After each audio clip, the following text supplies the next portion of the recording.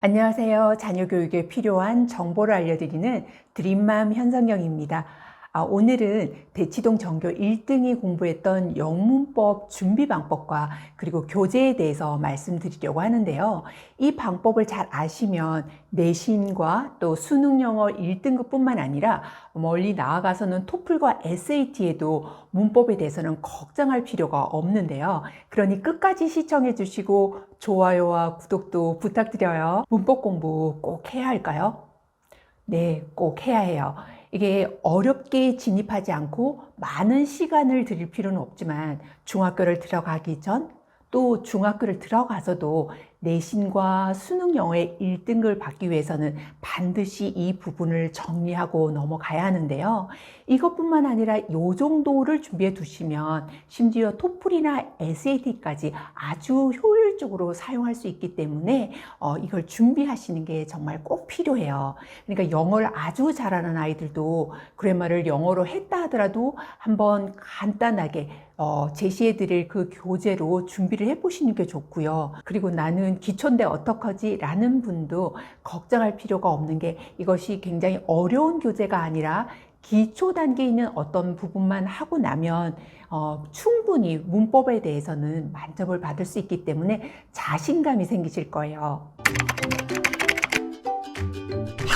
먼저는 여러분이 가장 많이 들어보셨을 법한 유명한 3가지 교재에 대해서 설명드리면서 활용법도 함께 말씀을 드릴 텐데요. 첫 번째로 소개해 드릴 부분은 가장 대표적이라고 표현할 수가 있겠죠. 중등 영문법 3800제인데요. 이 특징은 문법 핵심을 쉽게 설명하고 있어서 아이들이 이해하는 데 굉장히 도움이 많이 될 수 있어요. 특히나 이게 문제수도 많아서 실수하지 않도록 훈련하는 부분이 굉장히 장점인데요. 그렇지만 이런 문제가 많기 때문에 두껍고, 그래서 처음에 이제 아이들이 접할 때 책이 너무 두껍고 많아라고 생각을 해서 부담이 될 수 있는 단점도 있어요. 그래서 이 책을 잘 활용하시는 부분은 문제 요약 부분을 이렇게 잘 잘라서 그걸 제본해서 딱 자기 것만의 문제집으로 만드는 거죠. 그래서 모르는 어떤 문법에 나오면 여기에서 해결할 수 있도록 충분히 자신의 그 요약본을 만들고, 그리고 어렵고 자꾸 헷갈리는 부분은 3800제 있는 문제를 다수를 풀고, 그리고 자신이 충분히 습득하고 이해하고 있는 부분은 그냥 넘어가고, 이런 식으로 해서 문제 요약본 제본한 것을 고등학교 때까지 쭉 사용할 수 있도록 하는 게 굉장히 중요한데요.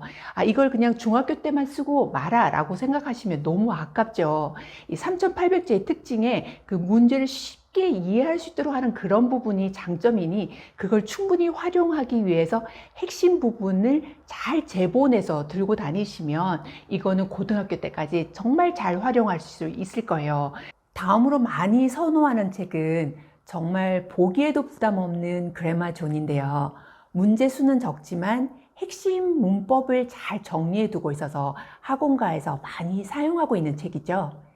이 책의 장점은 역시 얇아서 아이들이 거부감이 덜 들고요. 또 핵심 부분을 잘 요약해 뒀기 때문에 이런 데서는 정말 좋은 점이지만, 문제수가 다소 약하다, 적다라는 부분이 약점이 될 수 있어요.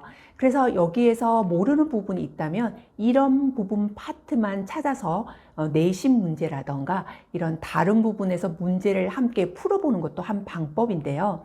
그렇지만 여기에서 뭐니 해도 아이들이 부담감을 가지지 않게 얇고 이렇게 가지고 다니기 편하게 되어 있기 때문에, 그리고 요약이 잘 되어 있고 설명이 잘 되어 있어서 아이들도 좋아하고 또 학원가에서도 많이 추천하는 그런 책이라고 볼 수 있어요. 마지막으로 호불호가 갈리기는 하지만 정말 문법 이 한 권으로 정리했다는 상위권 친구들도 많이 있더라고요. 그 책은 능률 기본 영어인데요.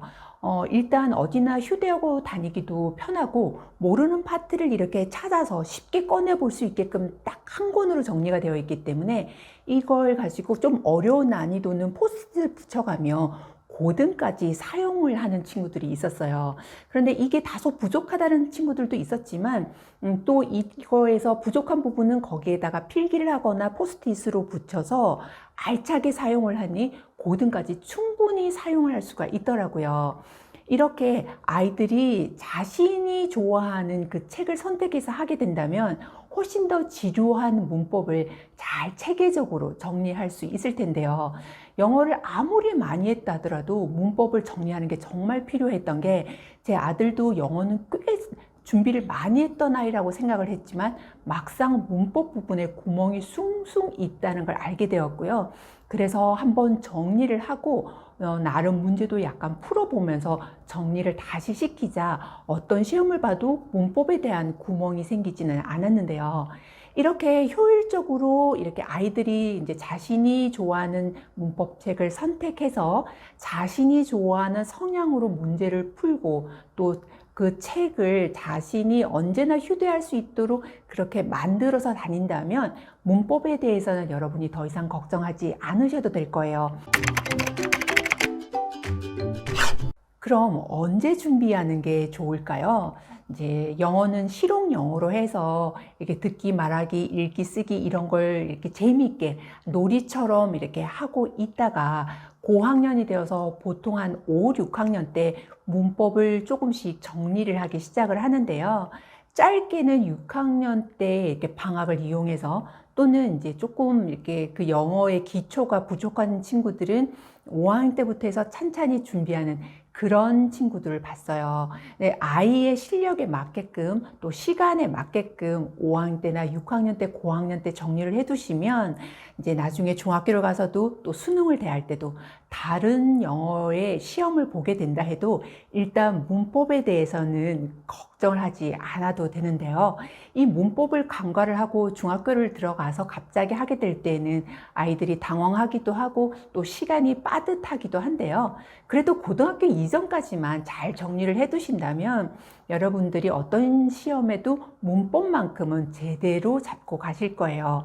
특히나 여기에서 자신이 좋아하는 교재를 하나 선택을 해서 이걸 수능까지 쭉 가져갈 수 있도록 아주 얇고 간편하고 언제나 꺼내 볼 수 있는 자신만의 문법책을 만들어 두시는 게 필요할 것 같아요. 이렇게 초등에서 고등까지 시험에 대비할 영문법에 대해서 알아봤는데요. 여러분의 궁금증을 해결하는 데 도움이 되는 영상이었기를 바라고요. 다음 시간에도 새로운 소식으로 여러분께 찾아올게요. 감사합니다.